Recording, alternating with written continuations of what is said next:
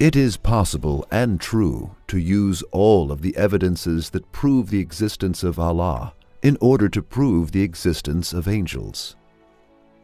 Since Allah exists, the existence of angels is compulsory.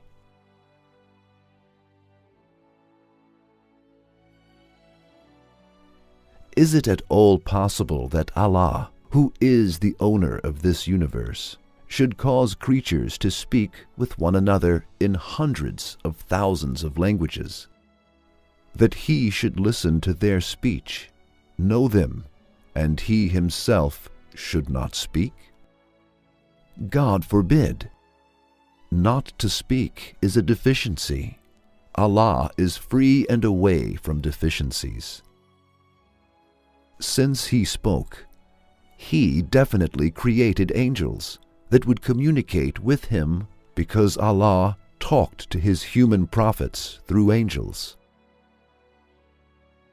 So, all of the evidences that prove the existence of Allah and His attribute of speech prove and necessitate the existence of angels that He addresses. Only Allah can know the true nature of the word of Allah. It is unknown to us.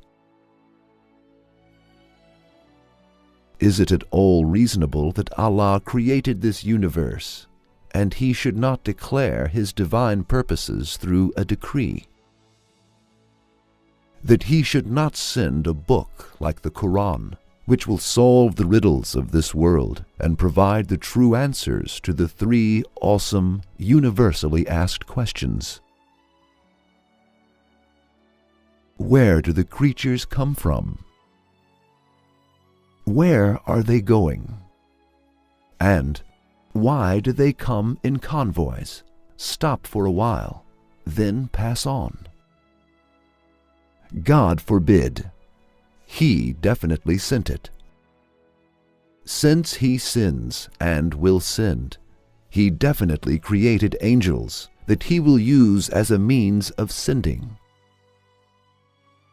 So, all of the evidences that prove the existence of Allah and His sending books prove and necessitate the existence of angels.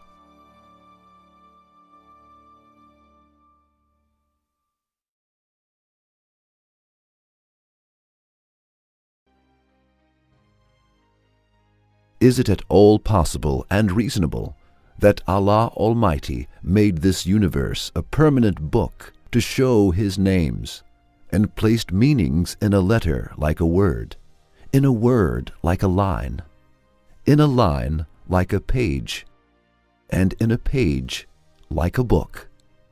And He should not create angels who read them properly, and He should deprive His book of being read and its meanings of being understood? God forbid! So, the existence of Allah and the purposes of the creation of this realm necessitate the existence of angels.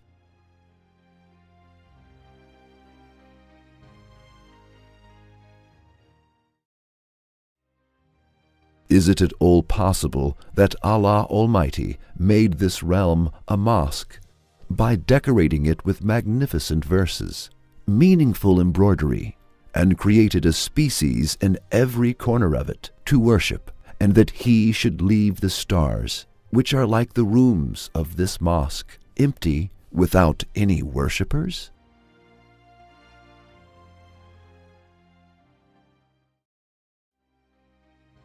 Is it at all possible that Allah Almighty created this universe as a place of feast and travel, placed His endless bounties in various forms in order to show the beauty of His mercy and compassion, the perfection of His lordship, and to make men and jinn praise and thank Him, and He should not talk to His guests in the feast through His messengers?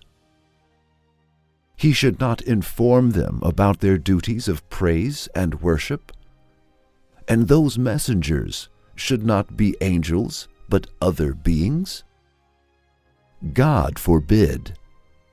So, all of the evidences that prove the existence of Allah.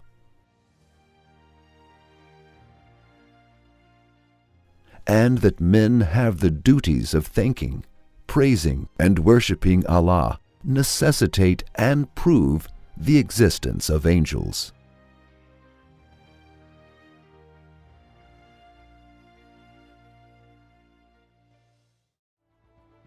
Is it at all possible that an artist who likes his art, wants it to be liked and appreciated by others, wants to make himself known and loved through each of his arts, and that he decorates the universe with antique arts like this in order to show all kinds of spiritual beauties, should not talk to some great men who are the commanders of living beings in the universe through his messengers and inform them about the perfection of his art, and he should leave his fine arts without appreciation, his beautiful names without any praise, and his being known and loved without any response?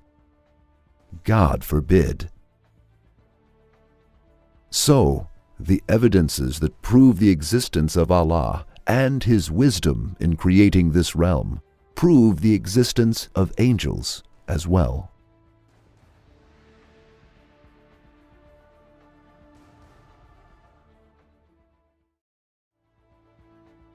Is it at all possible that the glorious monarch, who continuously fills and empties the earth with living beings and inhabits this world of ours with conscious creatures in order to make himself known, worshipped, and glorified, should leave the heavens and earth empty and vacant, and not create inhabitants suitable to them and settle them in those lofty palaces, that in his most extensive lands he should leave the sovereignty of his lordship, without servants, functionaries, envoys, and majesty, without lieutenants, supervisors, spectators, worshippers, and subjects? God forbid. To the numbers of the angels, God forbid. Is it at all possible that Allah should write the universe in the form of a book, inscribe the entire life stories of trees in all their seeds, and write within the seeds of grasses and plants all their vital duties, and record precisely the lives of conscious beings in their memories as tiny as mustard seeds, and preserve with innumerable photographs all the actions and events in all his dominions and all the eras of his sovereignty, and create mighty heaven and hell and the supreme scales of justice for the manifestation and realization of justice, wisdom, and mercy, the basis of his lordship, then not have written down the acts of men connected with the universe, nor have their deeds recorded so that they meet with reward or punishment, nor write their good and bad deeds on the tablets of divine determining? God forbid. To the numbers of letters inscribed on them. So, belief in Allah also covers belief in angels who fulfill this duty.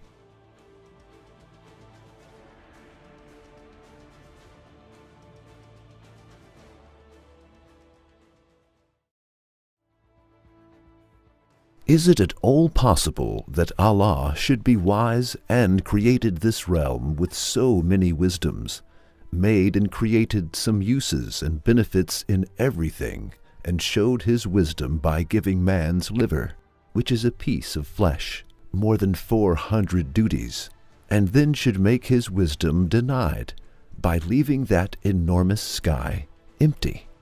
God forbid. So, all of the evidences that prove the wisdom of Allah Almighty prove the existence of angels, too, because leaving the skies empty is like constructing buildings in which no one will live, which is contrary to wisdom. If a wise person constructs a building, he will definitely bring people who will live there in order to eliminate the lack of wisdom. Since Allah is absolutely wise, He will definitely fill the skies with angels and will not make His wisdom denied.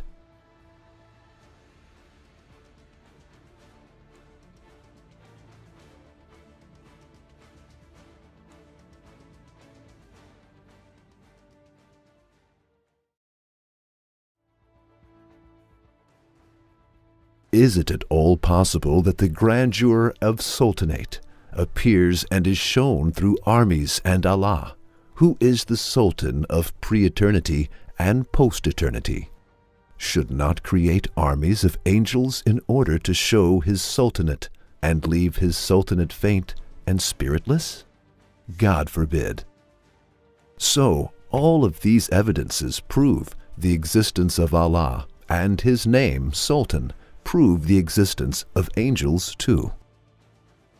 Because the grandeur of the Sultanate will not be seen without them.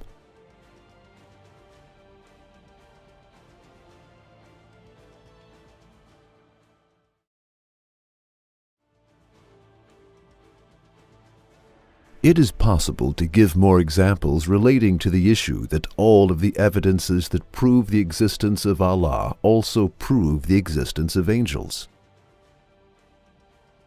However, since the issue is understood, we do not want to make more explanations and state the following as a conclusion. All of the evidences that prove the existence of Allah also prove the existence of angels and necessitate their existence.